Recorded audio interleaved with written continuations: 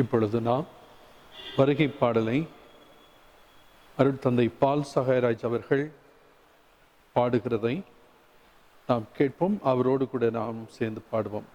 அருட்தந்தை பால் சகாயராஜ் அவர்கள் இப்பொழுது வருகை பாடலை பாடுவார். அவரோடு சேர்ந்து நாமும் பாடுவோம்.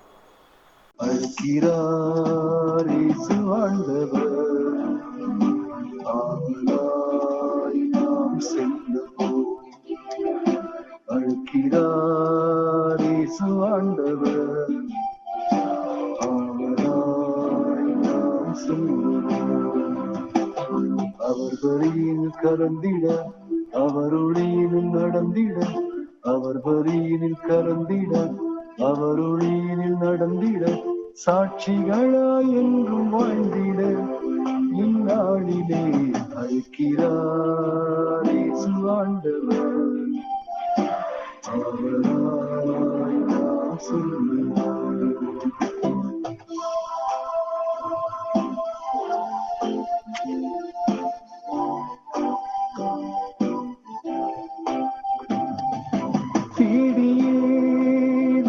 வருகிறார், தன்னையே நாளும் தருகிறார், தோள்களில் நம்மை தாங்குவார், துயரினில் அவர் தேற்றுவார், சுமைகளை சுகங்களாக மாற்றுவார், வளமுடன் வாழும் வழியை காட்டுவார், சுமைகளை சுகங்களாக மாற்றுவார், வளமுடன் வாழும் வழி காட்டுவார். வாருங்களோருடலாய் வானக தந்தையை நாம் வணங்குகிறோம்.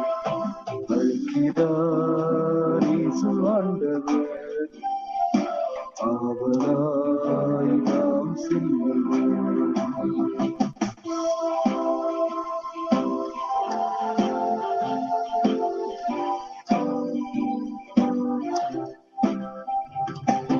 அன்பினால் உலகை ஆளுவார், ஆவியால் நம்மை நிரப்புவார், அமைதியை என்று மருளுவார், ஆனந்தம் நெஞ்சில் பொழிகுவார், விடியலின் கீதமாக முழங்குவார், விடுதலை வாழ்வை நமக்கு வழங்குவார், விடியலில் கீதமாக முழங்குவார், விடுதலை வாழ்வை நமக்கு வழங்குவார்.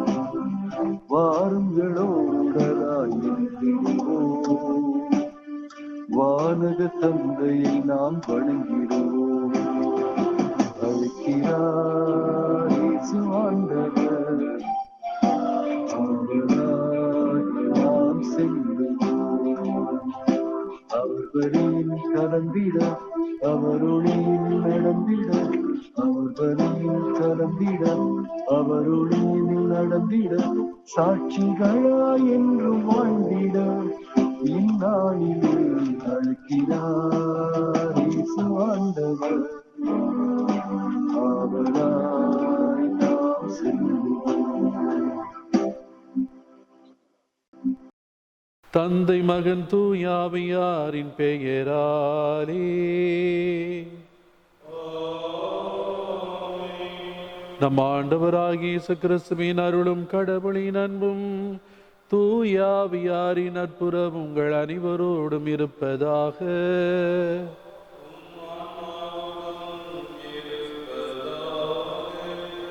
இயேசு கிறிஸ்துவில் பிரியமான சகோதர சகோதரிகளே, நாம் அனைவரும் நம் பரலோக தந்தையினுடைய பேரன்பை நாம் என்றும் போற்றி புகழ கடமைப்பட்டிருக்கிறோம். அவரே நம்மை படைத்தவர், அவரே நமக்கு எல்லாமாக இருக்கின்றார். நம் ஒவ்வொரு வினாடியின் வாழ்வும், நம்முடைய வாழ்வின் துவக்கமும் நிறைவும் அவரில், அவருக்காக, அவரோடு. ஒவ்வொரு திருப்பலியும் நன்றி பலியாக நாம் ஒப்பு கொடுக்கின்றோம். நேற்றைய நாள் முழுவதும் இறைவன் செய்த மாபெரும் கிருபைக்காக நன்றி கூறவும், இந்த புதிய நாளுக்காக நன்றி கூறவும், இந்த நாள் முழுவதும் அவருடைய மகிமைக்காக நாம் வாழவும், அவரை உலகமெங்கும் அறிக்கையிடவும் தேவையான அருளை தர வேண்டும் என்று நாம் மன்றாடுவதற்காக இந்த திருப்பதியில் ஒரே சபையாக ஒன்று கூடியிருக்கிறோம். நாம் தூரமாக இருந்தாலும் கடவுளுடைய அருளே நம்மை இணைத்து வைத்திருக்கிறது. 1 பேதுரு 5ஆம் அதிகாரம் 6வது வசனத்திலே, கடவுளுடைய வல்லமை மிக்க கரத்தின் கீழ் உங்களை தாழ்த்துங்கள், அப்பொழுது அவர் ஏற்ற காலத்தில் உங்களை உயர்த்துவார் என்று சொல்கிறது. அந்த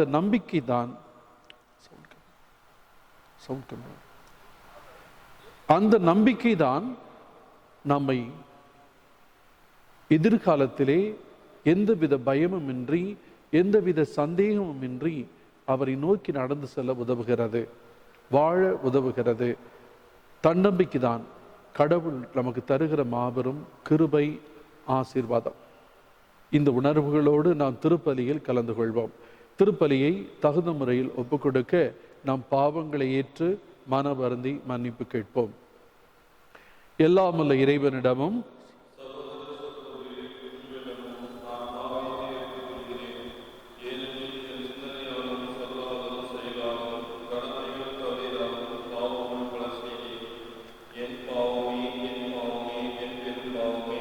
ஆகையால் எப்பொழுதும் கன்னியாலும் மரியாளையும் மருதூதர் புனிதர் அனைவரையும் சகோதர சகோதரிகளை உங்களையும் நம் தேவனாகிய ஆண்டவரிடம் எனக்காக எல்லாமல்ல இறைவன் நம் மீது இரக்கம் வைத்து நம் பாவங்கள் அனைத்து மன்னித்து நம்மை நிலை வாழ்வுக்கு அழைத்து செல்வாராக. ஆண்டவரே இரக்கமாயிரும், கிறிஸ்துவே இரக்கமாயிரும், ஆண்டவரே இரக்கமாயிரும். மன்றாடுவோமாக. ஆண்டவரே, பாவத்தின் சட்டத்தால் எழுதப்பட்ட கடன் சீட்டை திருமகன் கிறிஸ்துவின் உயிர்ப்பு எனும் பாஸ்கா மறை நிகழ்வால் அளித்தீரே, எங்கள் உள்ளத்திலிருந்தும் நீரே அதை அகற்றுவீராக. உம்மோடு தூய ஆவியாரி ஒன்றிப்பில் இறைவனாய் என்றென்றும் வாழ்ந்து ஆட்சி செய்கின்ற எங்கள் ஆண்டவரும் திருமகனுமாகிய இயேசு கிறிஸ்து வழியாக பார்த்து மன்றாடுகின்றோம்.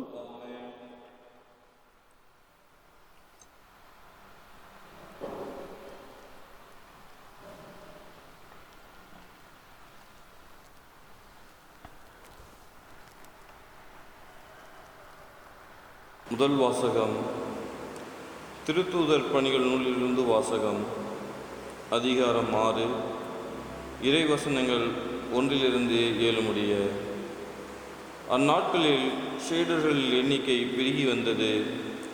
அப்போது கிரேக்க மொழி பேசுவோர் தங்களுடைய கைப்பெண்கள் அன்றாட பந்தியில் முறையாக கவனிக்கப்படவில்லை என்று எபிரேர் மொழியில் பேசுவோருக்கு எதிராக முன்வைத்தனர். எனவே 12 திருத்தூதர் சீடர்களை ஒருங்கே வரவழைத்து, நாங்கள் கடவுளது வார்த்தைகளை கற்பிப்பதை விட்டுவிட்டு பந்தியில் பரிமாற பணியில் ஈடுபடுவது முறையல்ல. ஆதலால் அன்பர்களே, உங்களிடமிருந்து நற்சான்று பெற்றவர்களும் தூய ஆவி அருளும் வல்லமையும் ஞானம் நிறைந்தவர்களுமான 7 கவனமாய் தேர்ந்தெடுங்கள். அவர்களை நாம் இந்த பணியில் நியமிப்போம். நாங்களோ இறைவேண்டலிலும் இறைவார்த்தை பணியிலும் உறுதியாய் நிலைத்திருப்போம் என்று கூறினார். திரளாய் கூடியிருந்த சீடர் அனைவரும் இக்கருத்தை ஏற்றுக்கொண்டனர். அதன்படியே அவர்கள் நம்பிக்கையும் தூய ஆவி நிறைந்த ஸ்தோவான், பிலிப்பு, பிரேக்கோ, நிக்கனோர், தீமோன், ஃபர்மா, யூதம் தழுவிய அத்தியோக்கியா நகரத்து நிக்கோலா என்பவர்களை தேர்ந்தெடுத்து அவர்களை திருத்தூதர் முன்னால் நிறுத்தினார்கள். திருத்தூதர் தங்கள் கைகளை அவர்கள் மேல் வைத்து இறைவனிடம் வேண்டினார். கடவுளது வார்த்தை மென்மேலும் பரவி வந்தது. சீடர்களின் எண்ணிக்கை எருசலேம் நகரில் மிகுதியாய் பெருகிக் கொண்டே சென்றது. குருக்களுக்குள் பெருங்கூட்டத்தினரும் இவ்வார்த்தைக்கு கீழ்ப்படிந்து நம்பிக்கை கொண்டனர். ஆண்டவர் வழங்கும் அருள்வாக்கு. இறைவா உமக்கு நன்றி. அன்பிக்கினியவர்களே, இன்று புனித மார்க்கு நற்செய்தியாளருடைய விழாவை நாம் இன்று கொண்டாடுகிறோம். இன்றைய முதல் வாசகம் 1 பேதுரு 5ஆம் அதிகாரம் 5 முதல் 14 முடிய உள்ள வசனங்களாக நமக்கு கொடுக்கப்பட்டிருக்கிறது. அன்பிற்குரியவர்களே,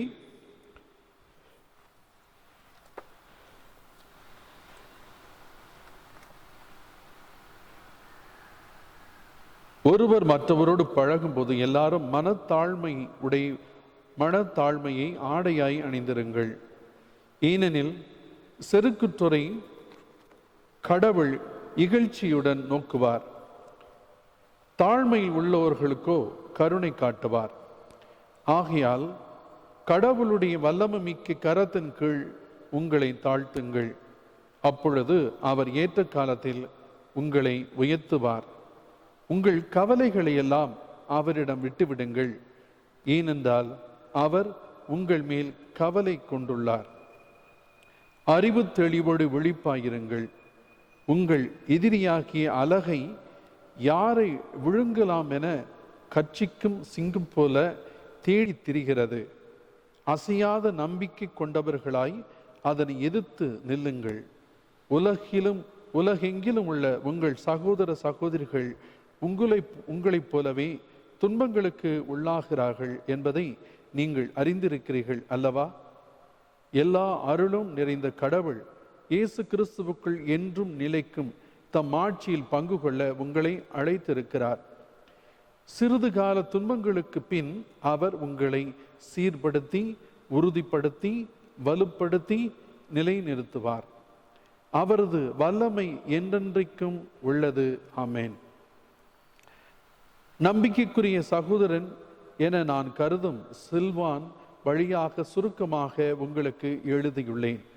உங்களை ஊக்குவிக்கவும் கடவுளுடைய மெய்யான அருளை பற்றி சான்று பகரவுமே எழுதினேன். இந்த அருளில் நிலைத்திருங்கள். உங்களைப் போலவே தேர்ந்து கொள்ளப்பட்ட பாபிலோன் சபையாரும் என் மகன் மார்க்கும் உங்களுக்கு வாழ்த்து கூறுகின்றனர். அன்பு முத்தம் கொடுத்து நீங்கள் ஒருவர் மற்றவரை வாழ்த்துங்கள்.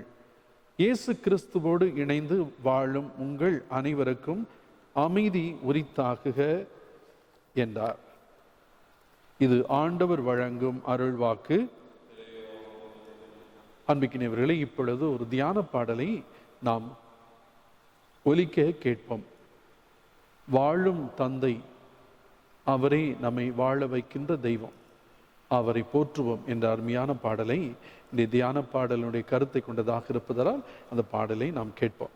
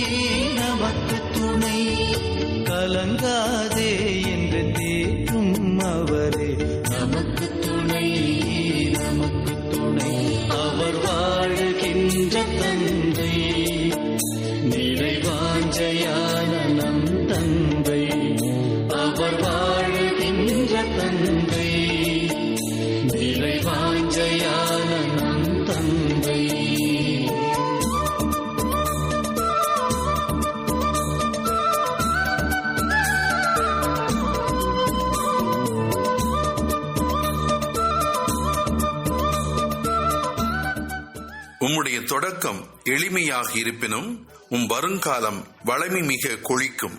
யோபு 8ஆம் அதிகாரம் 7வது இறைவசனம். யாவையும் காக்கும் மாண்புயர் தெய்வம் நமக்கு துணை, நமக்கு துணை. காலங்கள் தோறும் வாழ்ந்திடும் செல்வம் நமக்கு துணை, நமக்கு துணை. வாழ்வினை காட்டும் வழியும் அவரே நமக்கு துணை, நமக்கு துணை. வறுமை போக்கும் வளமையும் அவரே நமக்கு துணை, நமக்கு துணை. அவர் வாழுகின்ற தந்தை, நிறைவாஞ்சையான நம் தந்தை. அவர் வாழுகின்ற தந்தை, நிறைவாஞ்சையான நம் தந்தை.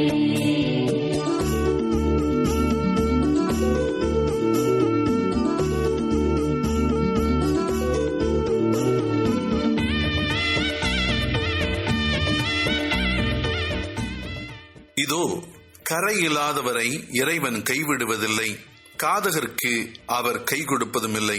இருப்பினும் உம் வாயை சிரிப்பாலும் இதழ்களை மகிழ்வொளியாலும் நிரப்புவார். யோபு 8ஆம் அதிகாரம் 20 மற்றும் 21வது இறைவசனங்கள். நீதியை காக்கும் நேரிய தெய்வம் நமக்கு துணை, நமக்கு துணை. நீதினியாவையும் நீக்கின்ற தெய்வம் நமக்கு துணை, நமக்கு துணை. ஆயிரம் வழிகளில் அருகினில் இருப்பார் நமக்கு துணை, நமக்கு துணை.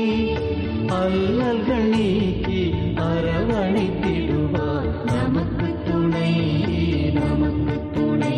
அவர் வாழுகின்ற தந்தை, நிறைவாஞ்சையான நம் தந்தை. அவர் வாழுகின்ற தந்தை, நிறைவாஞ்சையான நம் தந்தை. அவர் வாழுகின்ற தந்தை, நிறைவாஞ்சையான நம் தந்தை.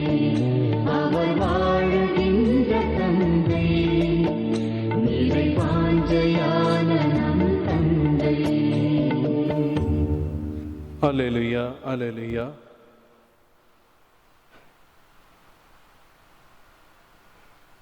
உலகெங்கும் சென்று படைப்பிற்கெல்லாம் நற்செய்தியை பறைசாற்றுங்கள். நம்பிக்கை கொண்டு திருமுழுக்கு பெறுவோர் மீட்பு பெறுவர், நம்பிக்கையற்றவரோ தண்டனை தீர்ப்பு பெறுவர்.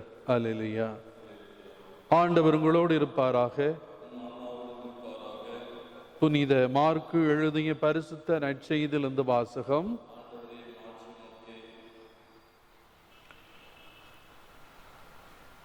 மார்க்கு நற்செய்தி 16ஆம் அதிகாரம் 15 முதல் 20 முடிய உள்ள இறைவசனங்கள்.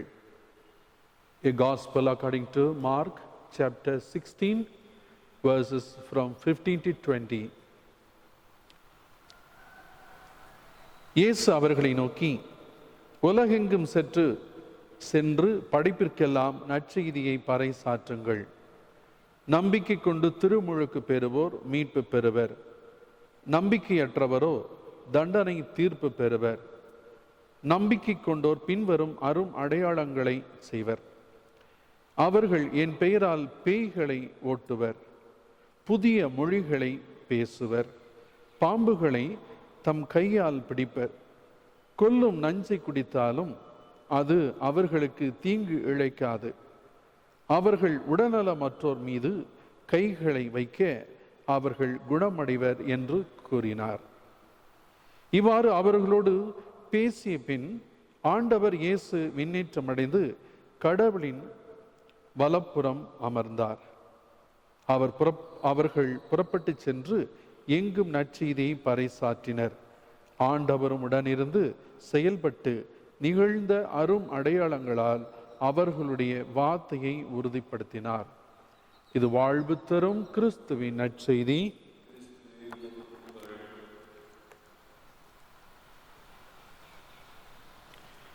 இயேசு கிறிஸ்துவில் பிரியமான எனது அருமை சகோதர சகோதரிகளே, இன்று புனித மார்க்கு எழுதிய நற்செய்தியிலிருந்து ஆண்டவர் விண்ணேற்றம் அடைவதற்கு முன்னதாக சீடர்களுக்கு கொடுத்த கட்டளையையும் அவர்களுடைய பணியை உடனிருந்து வழிநடத்தி எல்லாவற்றையும் ஆசீர்வதித்து வெற்றியடை செய்ததையும் நாம் கேட்டோம். இன்றைய முதல் வாசகம் 1 பேதுரு 5ஆம் அதிகாரம் 5 முதல் 14 முடிய உள்ள இறைவசனங்களிலே கடவுளிடம் நம்மை ஒப்புக்கொடுங்கள் என்று சொல்லுகிறது. அவரே எல்லாவற்றையும் நிறைவு செய்வார் என்று. நீதிமொழிகள் 16ஆம் அதிகாரம் 4வது வசனம் 3வது வசனம், கடவுளிடம் எல்லாவற்றையும் ஒப்புக்கொடுங்கள், அவரே அனைத்தையும் செயலாற்ற ஆற்றல் தருவார் என்று கூறுகிறது. பிலிப்பியர் 4ஆம் அதிகாரம் 4வது வசனம் கூறுகிறது, ஆண்டவரில் மகிழுங்கள். மீண்டும் கூறுகிறேன், ஆண்டவரில் மகிழுங்கள். 1 யோவான் 4ஆம் அதிகாரம் 4வது வசனம், இந்த உலகில் இருக்கிறவனை விட ஆண்டவர் உயர்ந்தவர். நம் கடவுள் இந்த உலகத்திற்கிற எல்லாத்தையும் விட, எல்லா தலைவர்கள், ஆளும் ஆற்றல் படைத்தவர்கள், எல்லா சக்தியும் படைத்த எல்லா மனிதரையும் விட, எல்லா அண்ட சராசரங்களை விட நம் தேவன் பெரியவர் என்று கூறுகிறது. புனித மார்க்கு தான் முதலாக நற்செய்தியை எழுதினார்.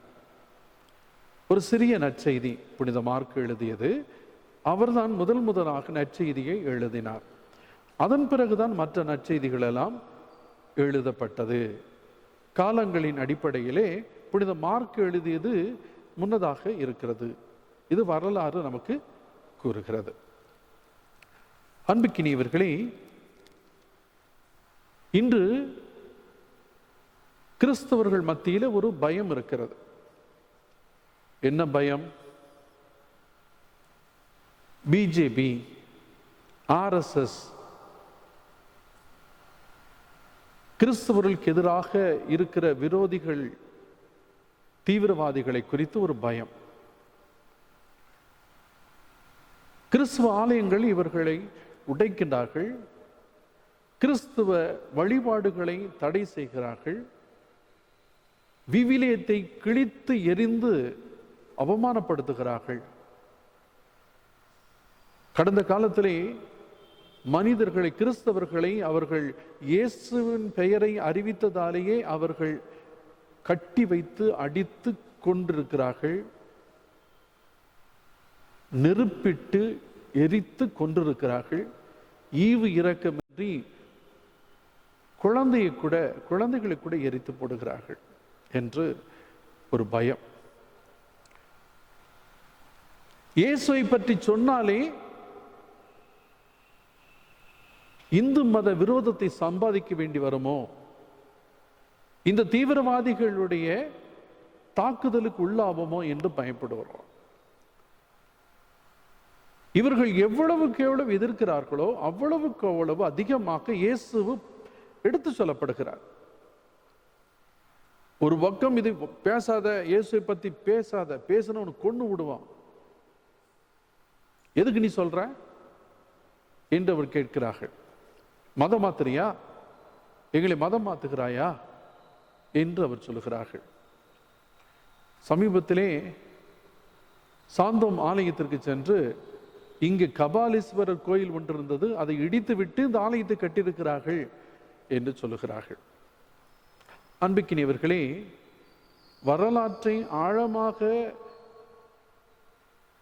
விசாரித்து ஆழமாக அறிந்தோம் என்றால், கபால மலையிலே, கல்வாரி கொல்கத்தா என்கிற கபால மலையிலே இறந்த பலியான ஈஸ்வரன், சர்வேஸ்வரன், கபால ஈஸ்வரன், கபால சர்வேஸ்வரன், அதைத்தான் கபால ஈஸ்வரன் சொல்லி அவருக்காக கட்டப்பட்ட கோயில் கபாலீஸ்வரர் கோயில்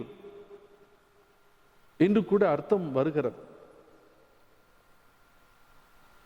ஆனா இப்பொழுதெல்லாம் அது பேசி எல்லாம் சங்கடப்படுத்தக்கூடாது. அவர்கள் வந்து கபாலீஸ்வரர் கோயில் இடித்து விட்டு கட்டினார்கள் என்கிற காரணத்துக்காக நான் இதை நான் சொல்லுகிறேன். கபால மலை மீது தன்னை பலியாக்கிய கிறிஸ்துவை தான் கபால ஈஸ்வரன் சர்வேஸ்வரன் என்று நாம் சொல்லுகிறோம். அந்த தியாகியின் நினைவாக கட்டப்பட்ட ஆலயம் கபாலீஸ்வரர் கோயில் என்று கூட சொல்லலாம். ஏனென்றால் அவர் ஒருவரே தெய்வம். பல பேரை வச்சு நம்ம கூப்பிடுகலாம், பல பெயர்களை வைத்து இயேசுவர் கூப்பிடலாம். இயேசுவருக்கு பல பெயர் இருக்கிறது. வெளிநாட்டில் இயேசு அப்படி சகப்பா ரோஸ் கலர்ல இருப்பார். இந்தியாவிலே மாநிறமா இருப்பார். பெரும்பாலான சிலைகள் எல்லாம் கேரளாவிலே தயாரிக்கப்படுகிறது. ஆகவே சுரூபங்கள் எல்லாம் பார்த்தீங்கன்னா ஓராலஸ் மலையாளிகளுடைய சாயல் இருக்கு. ஆப்பிரிக்காவுக்கு போனீங்கன்னா இயேசு கருப்பராக இருப்பார், கருப்பு நிறமாக இருப்பார். அந்தந்த நாட்டு மக்கள் அவரவருடைய விருப்பப்படி அவரவருடைய கலை நயத்தின்படி கற்பனைப்படி அழகுணர்ச்சியோடு அவர்கள் சொரூபங்களை செய்கிறார்கள். இந்த சொரூபங்கள் எல்லாம் தெய்வங்கள் அல்ல. ஒரு சுரூபம் வச்சிருக்கு, அது தெய்வம் கிடையாது. ஆனால் அது சாக்கிரமெண்டல் என்று சொல்லுவோம், அருள் அடையாளங்கள் என்று நாம் சொல்லுகிறோம். திருச்சபை என்ன சொல்கிறது? அது தெய்வம் கிடையாது. அந்த சிலை பேசாது, அந்த சிலை நம்மளை காப்பாற்றாது. ஆனால் அது கிறிஸ்துவை சுட்டி காண்பிக்கிறது. ஆகவே அது அருள் அடையாளம். கிறிஸ்துவின் முன்னால் இருக்கிற பொழுது பொதுவாக மனித இயல்பு ஏதாவது ஒன்றை தொட வேண்டும், பார்க்க வேண்டும். நமக்கு ஒருத்தர் கூட்டிட்டு போய் ஒரு குழந்தை பிறந்திருக்கு, குழந்தை பார்க்க போறாரு. அவரை கூட்டிட்டு கொண்டு போய் மொட்டை மாடியில ஒரு சின்ன அறையில கூட்டிட்டு ஒரு கட்டில் காமிச்சு, அங்க குழந்தை இல்லை, கட்டில் சும்மா தான் இருக்குது. அதை பார்த்து இங்க பாருங்க, இதான் குழந்தை, பாருங்க எவ்வளவு அழகா இருக்கு பாருங்க என்று அவர் சொல்லுகிறார். இங்க குழந்தை காணாங்க, அதாங்க பாருங்க குழந்தை. ஜெபம் ஆசீர்வாதம் பண்ணுங்க குழந்தைய என்ன சொல்ல. ஏங்க குழந்தையே இல்லைங்க, எப்படிங்க அப்படின்னு சொன்னா எப்படி இருக்கு? குழந்தை பார்க்க வந்திருக்கு, புதுசா பிறந்த குழந்தை பார்க்க வந்திருக்கு. நேராக தொட்டில கூட்டி போய் அம்மா கூட பக்கத்துல குழந்தை தொட்டில குழந்தை படுத்திருக்கு. இங்க பாருங்க தாத்தா உங்களை மாதிரியே பிறந்திருக்கு பாரு, நீங்க பெத்த பிள்ளை உங்களை மாதிரி பெற்றிருக்கு பாரு, தாத்தா மட்டும் தாத்தா மாதிரி இருக்கு, தாத்தா வந்திருக்காரா பாடுறா அப்படின்னு சொல்லும்போது அந்த தாத்தா எடுத்து அப்படியே கட்டி பிடிச்சு முத்தம் கொடுக்குறாரு. பாட்டி வந்து கொடுங்க என் பிள்ளை, என் பேரனுக்கு கொடுங்க சொல்லி கட்டி பிடிச்சு முத்தம் கொடுக்குறார். முத்தம் முத்தம் முத்தம் கொடுக்குறாங்க. அப்படி தூக்கி பிடிக்கிறாங்க, ஒண்ணு கடிக்கிறான். ஆஹா, என் பேரன் என் மேல தீர்த்து தெளிச்சுட்டாடா, இது போதும் எனக்கு, இந்த புறவில நான் அடைஞ்சிட்டேன், எனக்கு போதும், இது போதும். என் பையன் பேரன் மூத்திரம் அடிச்சிடான் என் மேல மூஞ்சில, ஆஹா இது போதும் என்று ரொம்ப சந்தோஷம். குழந்தை தொட்டு, ஏடா தாத்தா மேல மூத்திரம் அடிக்கிற, ஏடா தங்கம் அப்படி முத்தம் கொடுக்கிற சந்தோஷம். இது மனித இயல்பு. யாரா தொட வேண்டும், பார்க்க வேண்டும். இயேசுவின் சொரூபத்தை பார்க்கிற பொழுது அவர் இயேசுவை பார்க்கிறார்கள், இந்த சொரூபத்தில் இது கடந்திருக்கிற கிறிஸ்துவை அவர்கள் பார்க்கிறார்கள். அந்த சொரூபத்து முன்னாடி நின்று ஜெபிக்கிற பொழுது, கடவுளே என் வீட்டில் பிரச்சனை, இந்த கரோனா நோயில வேலைக்கு போக முடியல, சம்பாதிக்கவே முடியல, வீட்டில் வாங்கி வச்ச பொருளாம் தீர்ந்துக்கிட்டே இருக்கு, நீ அடுத்த வாரம் என்ன பண்ண போறேன்னு தெரியல, ஞாயிற்றுக்கிழமை வருது, நாளைக்கு என் பிள்ளைகளுக்கு எது கறிஞ்சோறு ஆக்கி போடணும், காசு இல்லை, யார்கிட்ட கடை வாங்குறதுன்னு தெரியல, எல்லாருக்குமே கஷ்டப்பட்டுக்கிட்டாங்க, என்ன பண்ணதில்லை, கடவுளே என்னை காப்பாத்து, எனக்கு உதவி செய்யுங்க என்று அந்த சொரூபத்தின் முன்னால் நின்று படத்தின் முன்னால் ஜெபம் செய்கிற பொழுது அவர்கள் இயேசுவனுடைய உணர்வை பிரசன்னத்தில் இருக்கிறார்கள். ஏசு அங்க இருக்கிற, எங்க நீ என் பெயரால் நீ கூப்பிடுகிறாயோ அங்க நான் இருக்கிறேன் எனக்கு சொல்றாரு. அங்க சொரூபம் தான் இருக்கு, ஆனா எங்க முன்னால ஏசு நின்றுகிட்டு இருப்பார், கண்ணுக்கு தெரியாது. அதுல தான் 1 பேதுரு 5:6 என்ன சொல்கிறது?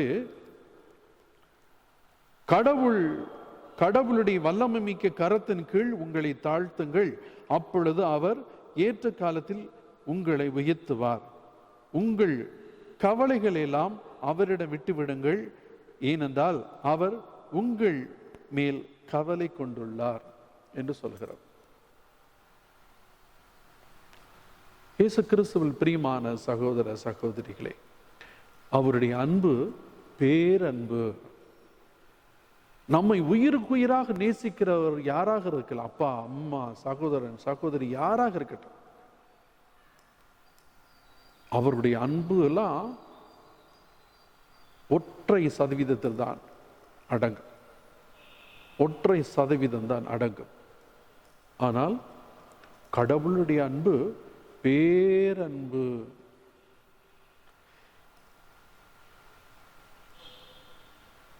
அன்புக்கினியவர்களே, 27 54 கிலோ மாஸ் அப்படிங்கிற அளவுக்கு தான் இந்த கரோனா தீ நுண்மினா கிருமி, அதை பார்த்து உலகமே நடுங்கிட்டு இருக்கு. ஆனா நம்ம பயப்பட வேண்டியது தேவனிடம்தான், கடவுளிடம் தான். அந்த தெய்வ பயம் வேணும். தெய்வத்துக்கு யாருமே பயப்படுறதில்ல.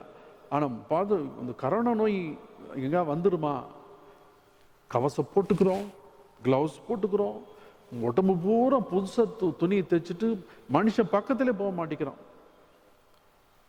மனிதர்களை நம்புவன் சபிக்கப்பட்டவன் சொல்லப்படுகிறது. மனிதனை தொட்டா சபம், தொட்டா தீட்டு.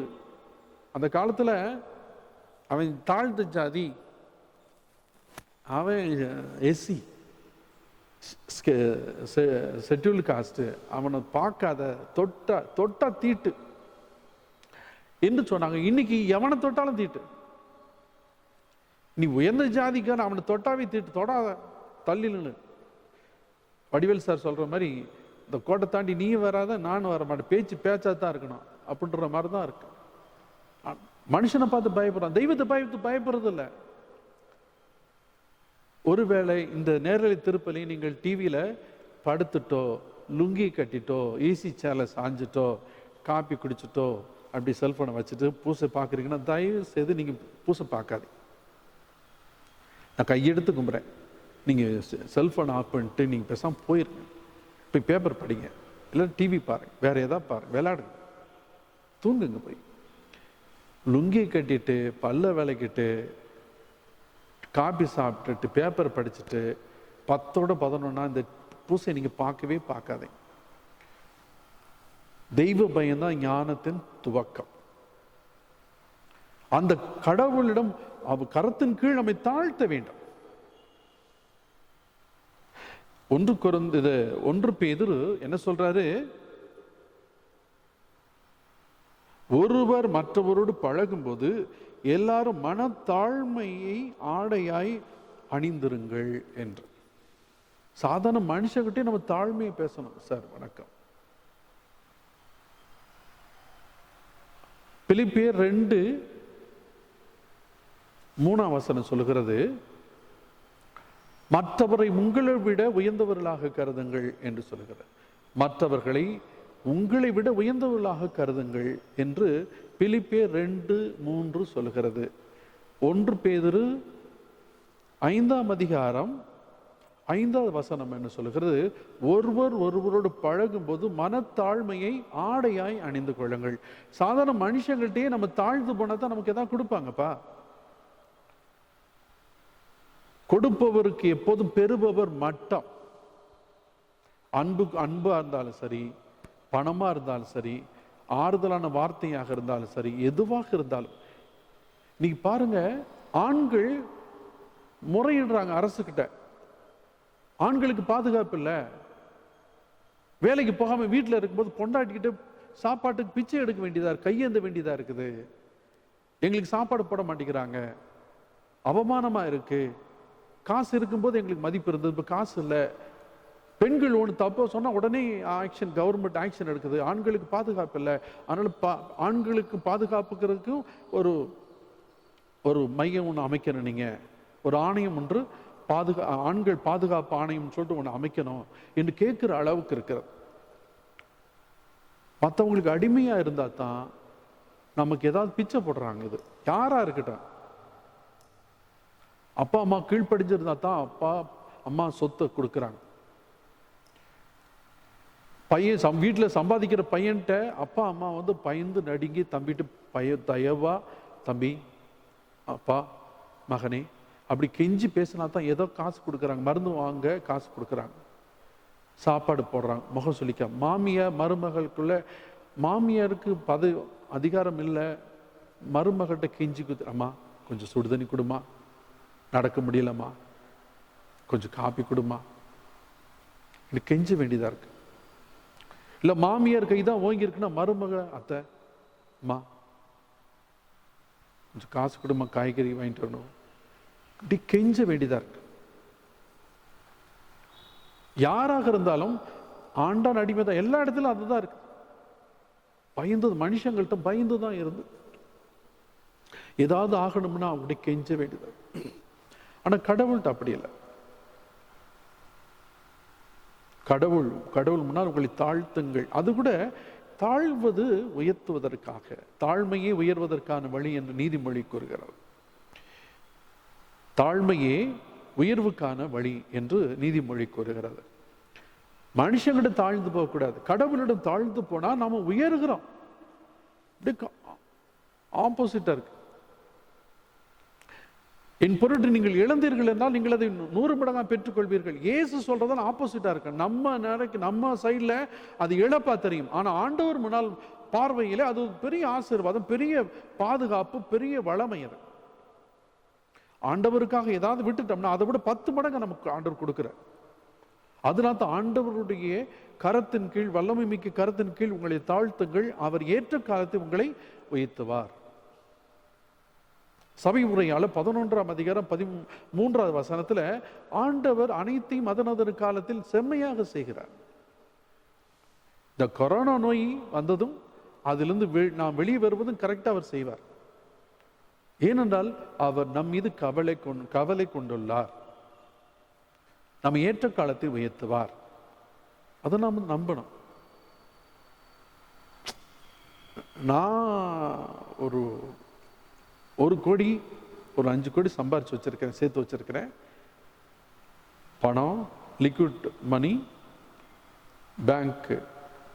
பேங்க்ல இருக்கிற அசட்டு, அப்புறம் டாக்குமெண்ட்ஸு, அசையும் சொத்து, அசையாத சொத்து எல்லாம் சேர்த்து பார்த்தீங்கன்னா ஒரு 3-4 crores எனக்கு வரும். இது போதும். ஒரு 10 இடம் வாங்கி போட்டிருக்கேன், அதை வச்சு பழைச்சிடுவேன். குந்தி தின்றால் குன்றும் கரையும், குந்தி தின்றால் குன்றும் கரையும். உட்காந்து தின்னுட்டா மலை மாதிரி சேர்த்து வச்சதை கூட அழிஞ்சு போகும். அன்புக்கினியவர்களே, 3வது தலைமுறை 1வது 2வது தலைமுறை சேர்த்து வைத்த சொத்தை அழிப்பதற்காகவே வரும் என்று சொல்லுவாங்க. முதல் தலைமுறை 2வது தலைமுறை கஷ்டப்பட்டு சம்பாதிச்சு வளர்த்த சொத்தை, சேர்த்து வச்ச சொத்தை 3வது தலைமுறை அழிப்பதற்காகவே வரும் அப்படின்னு சொல்லுவாங்க. இந்த முதல் தலைமுறை 2வது தலைமுறை பொறுப்போடு பக்குவமாக இருக்கிறதை காப்பாற்றக்கூடிய விதமாக வளர்க்கப்பட்டால், இந்த 2வது தலைமுறை 3வது தலைமுறையை அப்பா சொல்லிக் கொடுத்தது போல, முதல் தலைமுறை சொல்லிக் கொடுத்தது போல இது கடத்தி 3வது தலைமுறை பொறுப்போடு சொத்துக்களை எல்லாம் ஊதாரித்தனமாக செலவழிக்காமல் சேர்க்கக்கூடியவராக, சம்பாதிக்கக்கூடிய தலைமுறையாக 3வது தலைமுறையை மாற்றிவிட்டார்கள் என்றால் இது 7 தலைமுறை வரைக்கும் நீடிக்கும் என்று சொல்லுவாங்க. 3வது தலைமுறை அழித்தால் சர்வநாசம். ஆனால் 3வது தலைமுறை அந்த சொத்தை காப்பாற்றி இன்னும் அதிகமாக அதை சேர்த்து வைத்தது என்றால் அது 7 தலைமுறை வரைக்கும் அது நீடிக்கும் என்று சொல்லுவாங்க. ஆனால் 7 தலைமுறை வரைக்கும் தான். ஆனால் கடவுளுடைய ஆசீர்வாதங்கள் எண்ணற்ற தலைமுறைக்கும் அது சேர்ந்தது. ஆண்டவர் என்றும் வாழக்கூடியவர். நமக்கு முன்னால் 1000 தலைமுறையிலே முன்னால் வாழ்ந்தவர்களை காப்பாற்றிய இறைவன் இப்பொழுதும் நம்மை காப்பாற்றுகிறார். நமக்கு பின்னாலும் 1000 லட்சம் தலைமுறைகள் வந்தாலும் கூட நம் ஆண்டவர் இயேசு கிறிஸ்துவனுடைய ஆட்சி நிலைத்து நிற்கும். அந்த ஆண்டவருடைய கரத்தின் கீழ் உங்களை தாழ்த்துங்கள், அவர் ஏற்ற காலத்தில் உங்களை உயர்த்துவார். ஏனென்றால் அவர் நம்மீது கவலை கொண்டுள்ளார் என்று சொல்கிறது. அன்பிக்கினியவர்களே, தம்முடைய சீடர்களுக்கு உலகெங்கும் சென்று பரப்பியிருக்கலாம் நற்செய்தி பறைசாற்றுங்கள், நம்பிக்கை கொண்டு மீட்பு பெறுவர், என் மீது நம்பிக்கை கொண்டு ஞானஸ்தானம் பெறுபவர் மீட்பு பெறுவர், இல்லை என்றால் தண்டனை தீர்ப்பு பெறுவர். அவங்களே தண்டனை எடுத்துக்கொள்வாங்க, நான் உன்னை நம்ப மாட்டேன். அதனால கடவுளுடைய தண்டனை அவர் பெற்றுக்கொள்வார்கள். இயேசு உடனிருந்து சீடர்கள் எங்கு சென்றாலும் அவர்களோடவே பயணித்து அவர்கள் பேசியதை உறுதிப்படுத்தினார். அவர்கள் அற்புதங்களை செய்கிற பொழுது, நோய்களை குணமாக்கிய பொழுதெல்லாம் அதை அப்படியே ஆகட்டும் என்று அவர் நிறைவேற்றினார். அவர்கள் குணப்படுத்திய பொழுது குணமாகுக என்று சொன்னவுடன் இயேசு குணப்படுத்தி அவர்கள் சொல்வதை உறுதிப்படுத்தினார். இன்றும் நாம் ஆண்டவரிலே வளர்ந்து விட்டோம் என்றால், ஆண்டவருக்குள்ளே நாம் இருப்போம் என்றால், நிச்சயமாக நம்முடைய சொல் ஆற்றல் வாய்ந்ததாக மாறும். நம்முடைய கரம் நோய்களை குணப்படுத்தும், நம்முடைய சொற்கள் நோய்களை குணப்படுத்தும் ஆற்றல் வாய்ந்தது. நாம் ஒரு சாத்தானை பார்த்து போ அப்பாலே சாத்தான் என்றால் ஓடிப்போகும். நாம் சொல்லுகிற பொழுது அதை நிறைவேற்றுவார். கடவுள் ஒளி உண்டாகுக என்று ஒளி உண்டாச்சு. அதுபோல நோய் நீங்குக, சாத்தானே அப்பாலே போ என்று நாம் சொல்லுகிற பொழுது, இயேசுவின் பிள்ளைகளாகி நாம் சொல்லுகிற பொழுது, ஆண்டவர் அங்கு பின்னாடி ஓடிடு. என் பையன் சொல்லிட்டான், ஓடிடு, சாத்தான் ஓடிடு, நிற்காத. அவன் சொல்றதுக்கு நீ ஓடுறது கரெக்டா இருக்கணும். இன்னும் 2 நிமிஷம் தாமதிச்சுன்னு தொலைச்சு. என் பையன் சொல்லிட்டான், சாத்தானே அப்பாலே போன்னு சொல்லிட்டான்ல, அப்பவே போயிடணும். நோய் நீங்குக குணமாகுக என்று சொன்ன நோயே நீ போயிடணும். புரிஞ்சா? கரோனா நோயே நீ போய் பக்கம் வராது. அப்படின்னா கரோனா இந்த பக்கம் வரக்கூடாது. புரிஞ்சா? இன்று இயேசு நம் பக்கத்தில் உடனிருந்து எல்லாவற்றையும் நிறைவேற்றி தருவார். ஒரு கஷ்டம் வருது, பிரச்சனை வருது, ஆண்டவர் என்னோடு கூட இருக்கிறார். நிச்சயமா அந்த கடனை, இந்த பிரச்சனை தீர்க்க ஆண்டவரனுக்கு வல்லமையை தருகிறார். கிறிஸ்துவின் நாமத்தினால் இதை நான் வெற்றி கொள்வேன் என்று நாம் சொன்னால் நிச்சயமாக அந்த வெற்றி பெறக்கூடிய ஆற்றலை நமக்கு தருவார். தாவீது அப்படிதான் பெற்றுக்கொண்டார். மோயிசன் கடலை அப்படித்தான் பிளக்கக்கூடிய ஆற்றலை பெற்றுக்கொண்டார். அழகு வாயில உட்கார்ந்திருந்தவனை பார்த்து, என்னிடம் பொண்ணோ வெள்ளியோ இல்லை, ஆனா இயேசு நாமத்தினால சொல்ல எழுந்து கைப்பிடிச்சு தூக்கினாரு. எழுந்து நான் ராயபுரம் கைப்பிடி தூக்கினா குணமானா. லாசரை வெளியே வா என்று சொன்னான், வெளியே வந்தான். ஏனென்றால் நாம் கடவுளுடைய சாயலில் படைக்கப்பட்டிருக்கிறோம். அவருடைய ஆளுமையும் நமக்கு உண்டு. அதற்குரிய தகுதியை வளர்த்துக் கொள்ள வேண்டும். அதுதான் நாம் செய்ய வேண்டியதெல்லாம். ஆமென். ஜெபிப்போம். எங்கள் நல்ல தகப்பனே இறைவா, எங்களை தாழ்மையான மனதோடும் உறுதியான நம்பிக்கையோடும் மனிதர்களிடம் பழகவும், உம்மிடம் சரணடைந்து உம்முடைய பணிகளை உமக்காக செய்து வாழ அருள் தாரும். இந்த மன்றாட்டுக்களை எங்கள் ஆண்டவரும் திருமகனுமாகிய இயேசு கிறிஸ்து வழியாக பார்த்து மன்றாடுகின்றோம்.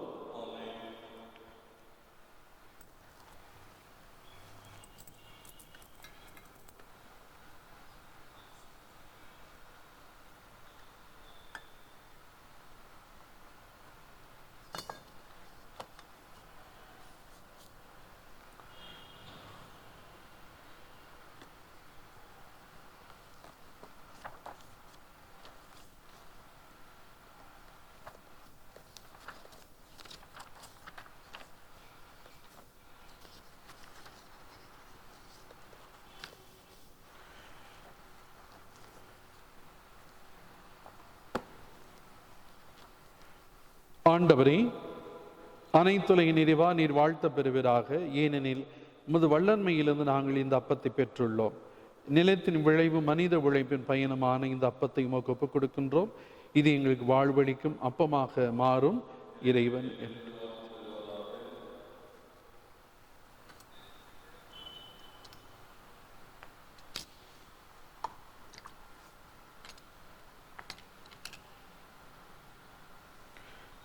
கிறிஸ்து நமது மனித இயல்பில் பங்கு கொள்ள திருவுளமானார். இத்தண்ணீர் ரசம் இவற்றின் மறைபொருள் வழியாக நாமும் அவருடைய இறை இயல்பில் பங்கு பெறுவோமாக. ஆண்டவரை அனைத்துலகின் நிறைவா நீர் வாழ்த்த பெறுவீராக. முது வல்லன்மையிலிருந்து நாங்கள் இந்த ரசத்தை பெற்றுள்ளோம். திராட்சை செடியும் மனித உழைப்பின் பயணமான இந்த ரசத்தை உமக்கு ஒப்புக் கொடுக்கின்றோம். இது எங்கள் ஆன்மீக பானமாக மாறும். ஆண்டவரை தாழ்மையான மனமும் நொறுங்கிய உள்ளமும் கொண்ட எங்களை ஏற்றருளும். ஆண்டவரை இறைவா, நாங்கள் இன்று உமது திருமுன் ஒப்புக் கொடுக்கும் இப்பலி உமக்கு உகந்தது ஆவதாக. ஆண்டவரை, எனது குற்றம் நீங்க என்னை கழுவி அருளும். என் பாவத்திலிருந்து என்னை தூய்மையாக்கும்.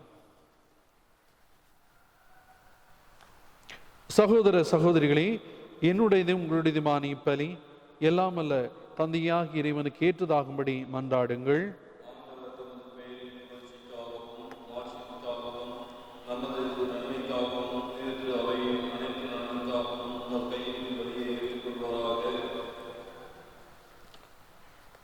ஆண்டவரின் புனித மார்க்கின் பெருமையை போற்றி புகழும் நாங்கள் இப்புகழ்ச்சி பலியை உமக்கு ஒப்புக் கொடுக்கின்றோம்.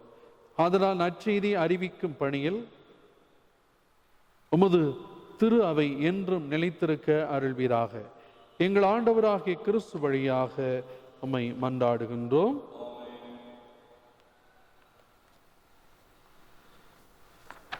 ஆண்டவர் உங்களோடு இருப்பாராக. இதயங்களை மேலே எழுப்புங்கள். நம் இறைவனாகிய ஆண்டவருக்கு நன்றி கூறுவோம். ஆண்டவரை தூயவரான தந்தையே, என்றும் உள்ள எல்லாமல்ல இறைவா, எங்கள் ஆண்டவராகிய கிறிஸ்து வழியாக இந்நாளும் இவ்விடத்திலும் நாங்கள் நமக்கு நன்றி செலுத்துவது மெய்யாகவே தகுதியும் நீதியுமாகும், எங்கள் கடமையும் மீட்புக்கு உரிய செயலும் ஆகும். ஏனென்றால் உமது திரு அவை உம்முடைய புனிதத்தின் அடையாளமாக என்றும் இம்மண்ணகத்தில் விளங்கவும், மக்கள் அனைவருக்கு விண்ணக படிப்பினைகளை வழங்கவும், அது திருத்தூதர்களை அடித்தளமாக கொண்டு நிலைத்திருக்கவும் செய்தருளினீர். ஆகவே நாங்கள் இன்றும் என்றென்றும் வானதூதர்களின் அணிகள் அனைத்தோடும் சேர்ந்து இதய பற்றுதலோடு முது புகழை பாடி குரல் எழுப்பி சொல்லுவதாவது: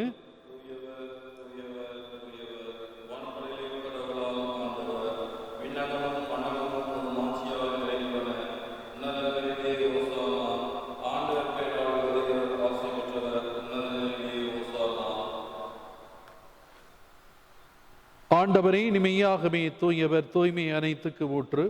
ஆகவே உம்முடைய ஆவியை பொழிந்து இந்த காணிக்கைகளை தூய்மைப்படுத்த வேண்டுகிறோம். இவ்வாறுங்கள் ஆண்டவர் இயேசு கிறிஸ்துவின் உடலும் இரத்தமுமாக எங்களுக்கு இவை மாறுவனவாக.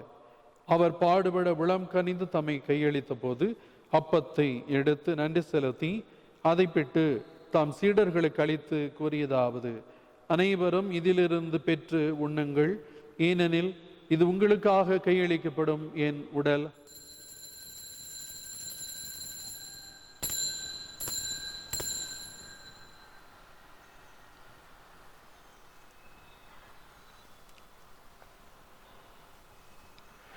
ஆவணமே இரவு விருந்தை அருந்திய மீன் கிண்ணத்தையும் எடுத்து மீண்டும் நன்றி கூறி தாம் சீடர்களை கழித்து அவர் கூறியதாவது: அனைவரும் இதிலிருந்து பெற்று பருகுங்கள், ஏனெனில் இது புதிய நிலையான உடன்படிக்கைக்கு உரிய என் இரத்தத்தின் கிண்ணம். இது பாவ மன்னிப்புக்கென்று உங்களுக்காம் பலருக்காம் சிந்தப்படும். இதை என் நினைவாக செய்யுங்கள்.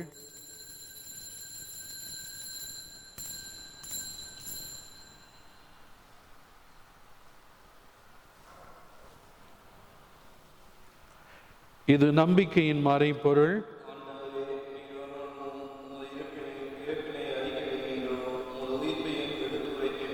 ஆகவே ஆண்டவரே, நாங்கள் கிறிஸ்துவின் இறப்பினையும் உயிர்ப்பினை நினைவு கூர்ந்து வாழ்வு தரும் அப்பத்தை மீட்பளிக்கும் கிண்ணத்தையும் ஒப்புக் கொடுக்கின்றோம்.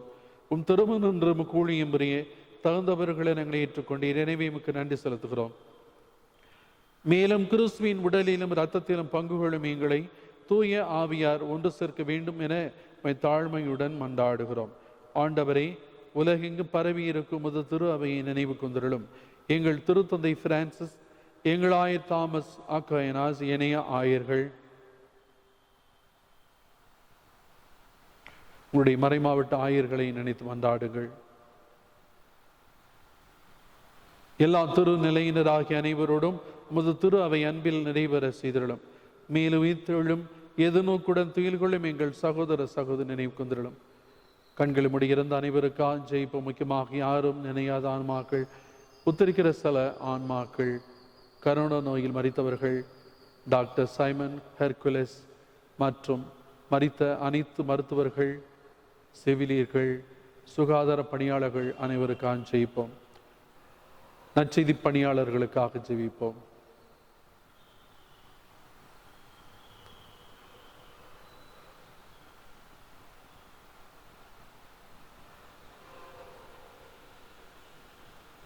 இருந்தோர் அனைவர் இரக்கத்துடன் நினைவு கூந்தும் திருமொழியினுள் ஏற்றுக்கொள்ளும் எங்கள் அனைவரும் மீது இரக்கமாயிரும். கடவுளின் கன்னித்தான புனித மரியாள், அவருடைய கணவரான புனித யோசேப்பு, புனித திருத்தூதர்கள், ஈவுலையில் முக்குந்தவராயிருந்தோர், எங்கள் பாதுகாவலியாகிய புனித சலேத் மாதா, உங்களுடைய பாதுகாவலர் நினைத்து மன்றாடுங்கள். மற்ற புனிதர்கள் அனைவருடனும் நாங்கள் நிலைவாழ் பங்குகளும் தகுதி பெற்று திருமகன் இயேசு கிறிஸ்து வழியாக பொழுந்தத்து வரமருளமை மன்றாடுகின்றோம். இவர் வழியாக இவரோடு இவரில் எல்லாம் வல்ல இறைவனாகிய தந்தையே, தூய ஆவியாரி ஒன்றிப்பில் எல்லா புகழும் ஆட்சியும் என்றென்றும் உமக்கு உரியதே.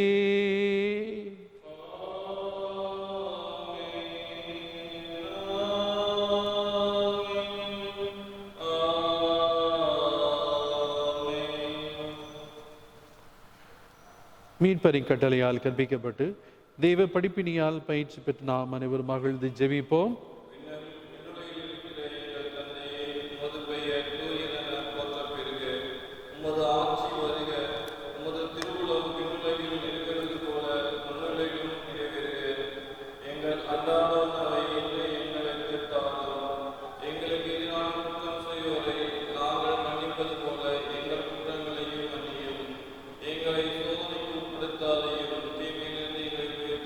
ஆண்டவரை தீமை அனைத்திலிருந்தும் எங்களை விடுவித்து எங்கள் வாழ்நாளில் அமைதியை கனிவுடன் அருளமும் மன்றாடுகிறோம். உமது இறைக்கு உதவியா நாங்கள் பாவத்திலிருந்து இப்போதும் விடுதலை பெற்று யாதொரு கலக்கமும் இன்றி நலமாய் இருப்போமாக. நாங்கள் இது நோக்கி இருக்க பேரின்பத்துக்காம் மீட்பராகிய இயேசு கிறிஸ்துவின் வருகைக்காம் காத்திருக்கின்றோம். ஆண்டவரை இயேசு கிறிஸ்துவே, அமைதியை உங்களுக்கு விட்டுச் செல்கிறேன், என் அமைதியை உங்களுக்கு அளிக்கிறேன் என்றும் திருத்தூதர்களுக்கு மொழிந்திரேன். எங்கள் பாவங்களை பாராமல் முத்திரு அவை நம்பிக்கை கண்ணோக்கி முத்திருவிழத்துக்கு ஏற்பதற்கு அமைதியும் ஒற்றுமையும் அளித்தருள்வீராக. என்னென்ன வாழ்ந்து ஆட்சி செய்கின்றவர் நீரே. ஆண்டவருடைய அமைதி உங்களோடு இன்னும் இருப்பதாக. ஒருவருக்கொருவர் கிறிஸ்துவின் அமைதி பகிர்ந்து கொள்வோம்.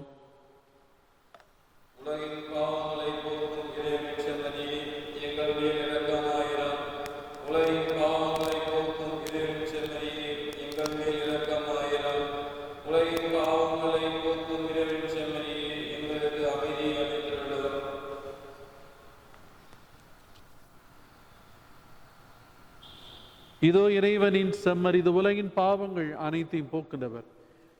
இச்செம்மறியின் விருந்திற்கு அழைக்கப்பட்டு நாம் அனைவரும் பேறு பெற்றோர்.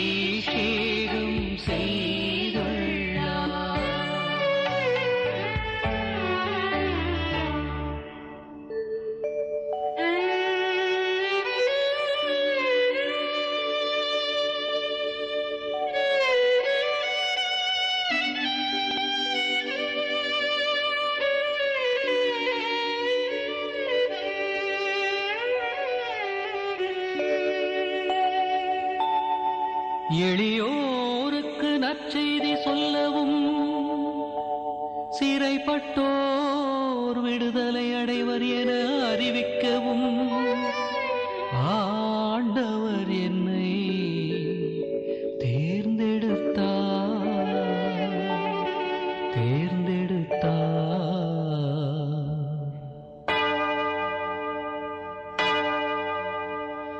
உன்னை அன்று அழைத்ததும் நாமே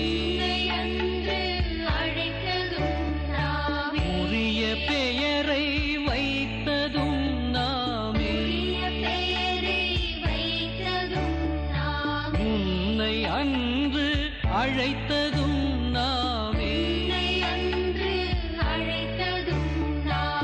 உரிய பெயரை வைத்ததும் நாமே உன்னை அன்று மீட்டதும் நாமே உனது துணையாயிருப்பதும் நாமே ஆண்டவரின் ஆவியின்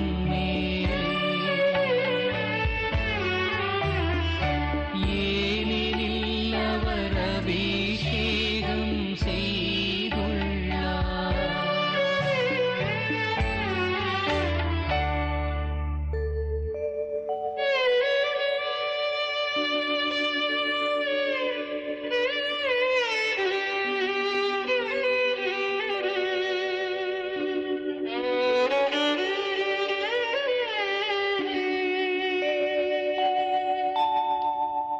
நிறை உண்மைக்கு சாட்சி சொல்லவும் நோயுற்றோரை குணமாக்கவும் ஆண்டவர் என்னை தேர்ந்தெடுத்தார்.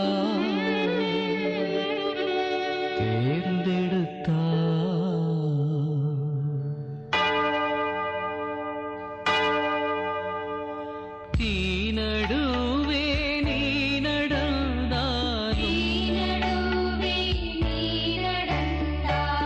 ஆழ்கடலை தான் கடந்தாலும்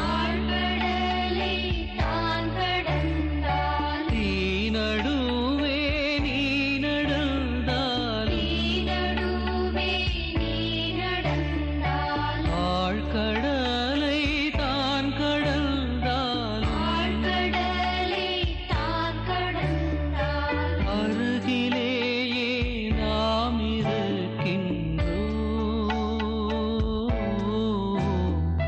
அழைத்து உன்னை வழி நடத்துகின்றோம். ஆண்டவரின் ஆவியின்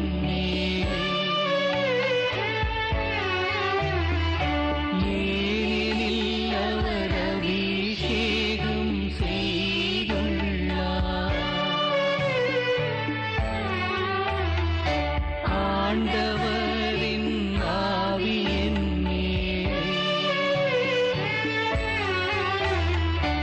ஏனெனில் அவர் அபிஷேகம் செய்துள்ளார்.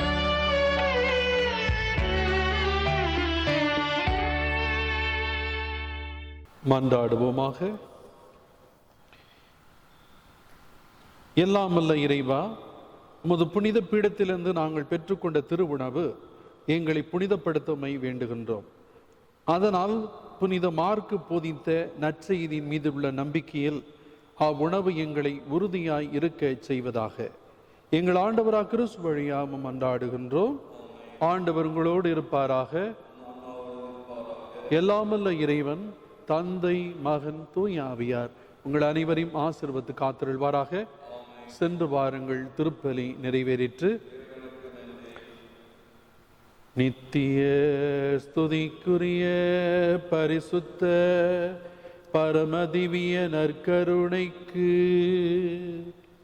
சதா காலமும் ஆராதனையும் ஸ்துதியும் ஸ்தோத்திரம் நமஸ்காரமும் உண்டாக கடவது.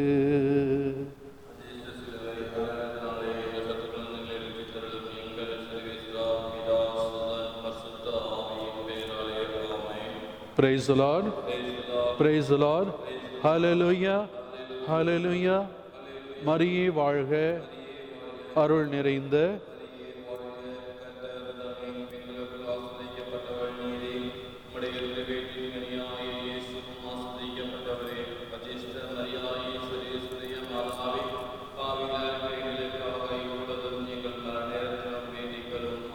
தந்தைக்கு மகனுக்கு தூய ஆவியாருக்கு மகிமை உண்டாவதாக.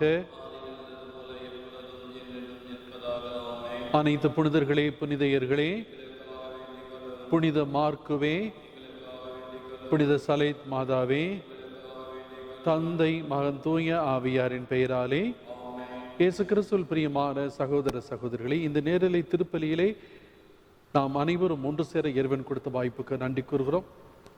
எங்களுக்காக தொடர்ந்து ஜெபியுங்கள். அன்பிக்கினியவர்களே, இந்த நேரலை திருப்பலியானது வானொலியிலும் டிவியிலும் ஒளிபரப்புகிறோம்.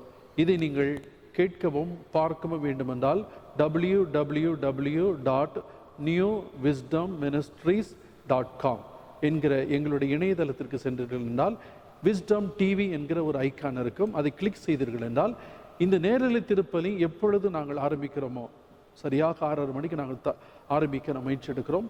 அப்பொழுது கரெக்டாக 6:30 மணிக்கு நாங்கள் இங்கு ஒளிபரப்ப ஆரம்பிக்கிற பொழுது அங்கே டிவியிலே நீங்கள் இந்த திருப்பலியை நேரலையாக காணலாம். பிறகு இது திருப்பலி முடிந்த பிறகு இந்த திருப்பலி மீண்டும் நீங்கள் பார்க்க வேண்டும் என்றால் இந்த டிவி ஐக்கானுக்கு கீழே இன்னொரு டிவி இருக்கிறது, அந்த ஒரு ஐக்கான் இருக்கிறது. அதை கிளிக் செய்தீர்கள் என்றால் அந்த திருப்பலியை நீங்கள் எப்பொழுது வேண்டுமானாலும் பார்க்கலாம். அடுத்ததாக ரேடியோ மூலமாக நீங்கள் கேட்க வேண்டும் என்றால் இதே வெப்சைட்டிற்கு இந்த விஸ்டம் டிவிக்கு கீழே ஞான வானொலி விஸ்டம் ரேடியோ ஒன்று இருக்கிறது. அதை கிளிக் செய்தீர்கள் என்றால் இந்த நேரலை திருப்பலி 6:30 மணிக்கு நீங்கள் கேட்கலாம்.